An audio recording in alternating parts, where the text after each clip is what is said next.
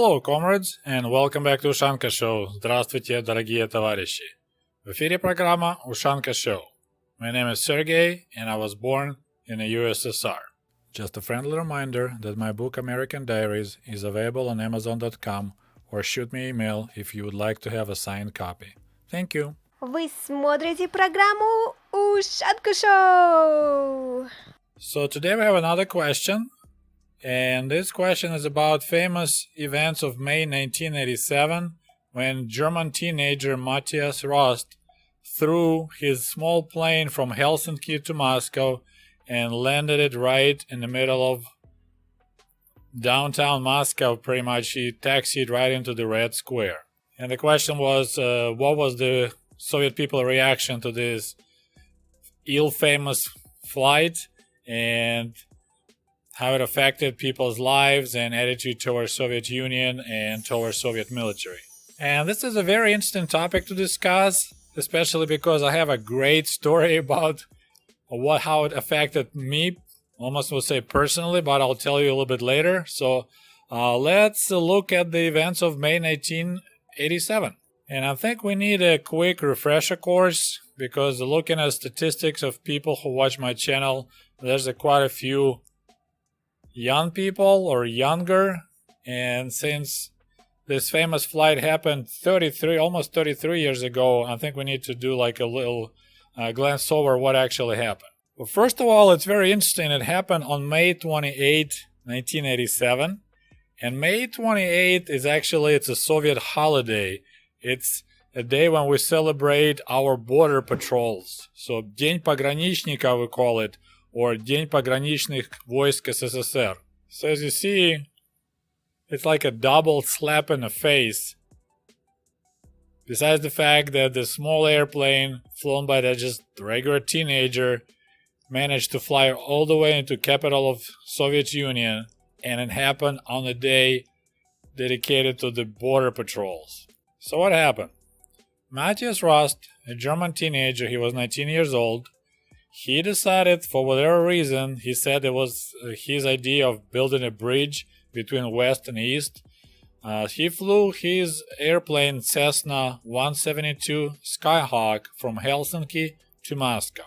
So one curious detail, this little plane Cessna 172 Skyhawk, it was modified to have extra fuel tanks. So he had removed the second row of seats and installed extra fuel tanks. So like this guy was prepping in advance. It wasn't just like, emotional decision. Oh, you know what? I'm just going to try fly to Moscow. He was working on it for a while. So he told people in Helsinki airport that he was flying to Stockholm, but after he took off, he turned left instead of right and started flying really low, across the border in the Soviet Union, and flew, apparently using compass and some indications on the ground like lakes and railroad lines. He found a way all the way to Moscow. Soviet air defense discovered him. They actually sent a couple of jet patrols on MiG-21 jets and then MiG-23. One fighter plane actually made an eye contact, visual contact with the Cessna and identified the plane, but they didn't shoot it down. And around 7 p.m., Mathias arrived to Moscow. So it took him about 6 hours to fly, and he landed on a bridge right downtown Moscow and taxied right into this Red Square, parked next to the Vasily Blazhenny church. So of course it's Moscow, Red Square, a lot of tourists, a lot of people with cameras. So we lucky in that respect. We have video of him flying low above, of him landing, and he got out of the airplane and started giving away signatures, signing people's books like he's some kind of hero. An hour later, he was arrested. He got 4 years in Soviet prison, got pardoned in 1988, so he spent about 430 days in prison for his offenses. So of course, what I recall at that time, I was 16, it was quite a shock for Soviet people, and it was portrayed like the total failure of our air defenses. So, country is still reeling from the 1986 year earlier Chernobyl accident and how badly that was handled by government. Now a year later we have this embarrassing situation when airplane just flies without any problem right into the heart of Russia or Soviet Union. So that was a quite embarrassing experience. A lot of military people lost their jobs. So Gorbachev fired the Minister of Defense, Sergei Sokolov, and the chief of Soviet Air Defense, Alexander Koldunov, was let go as well. And it just happened that those two guys were the biggest opponents of the Gorbachev reforms. So that's one of the reasons there are some conspiracy theories out there that this whole flight was done, set up to get rid of these generals and clean the path for Gorbachev to continue with his reforms. And total of 34 high-ranking officers and generals got in trouble, got fired, got, I'm going to say downgraded because of this situation. And some people said there was the biggest purge of the military since Stalin's 1937 purge. So as I mentioned, it was quite a shock for the country and for the people. And it's 1987, so we have reforms maybe for 2 years, like glasnost, openness. So they finally started publishing our newspapers, not only good news, but also bad news.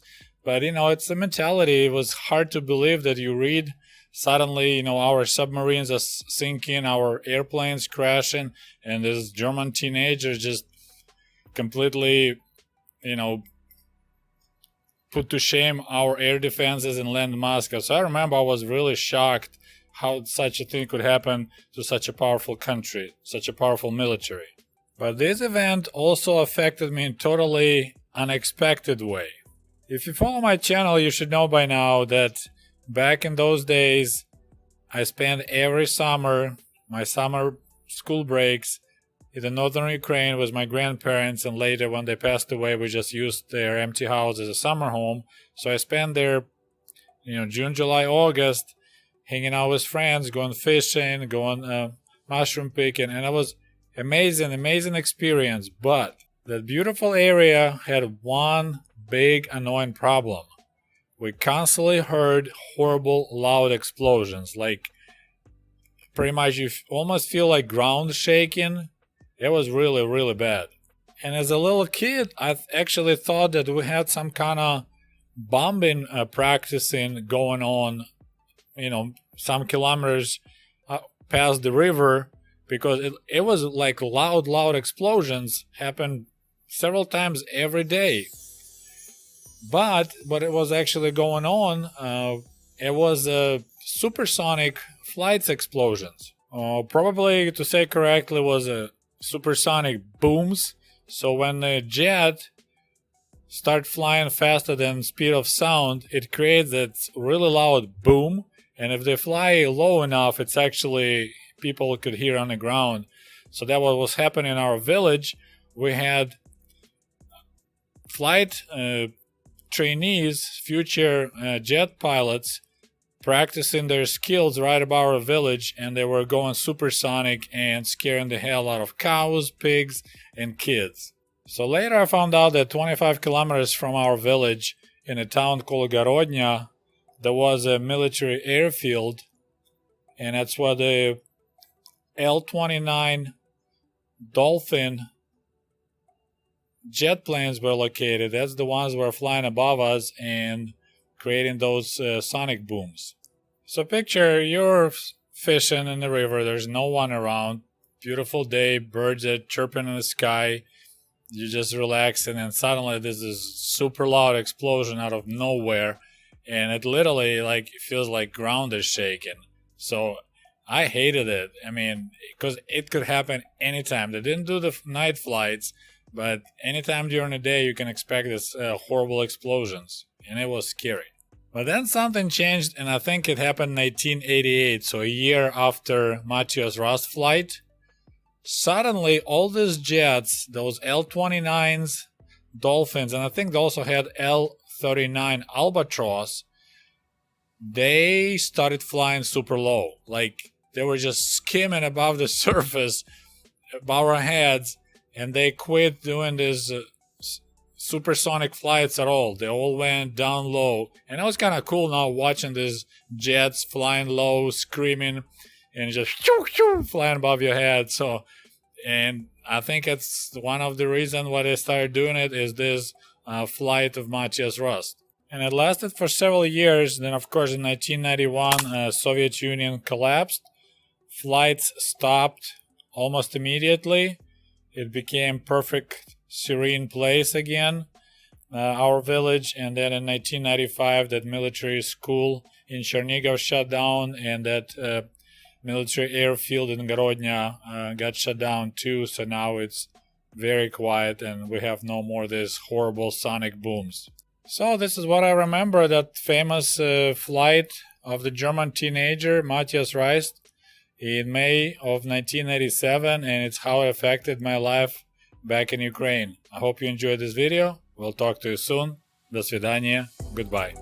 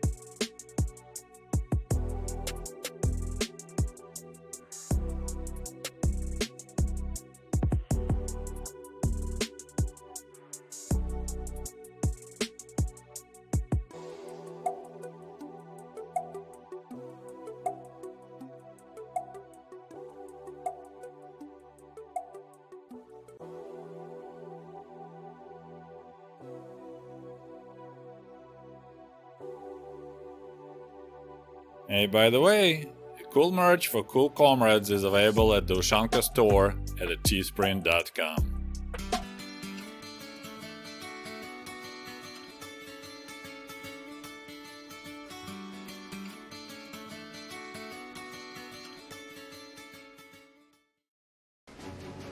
And if you love my channel and would like to show your support, please click on the link below this video and become the patron of the Ushanka Show.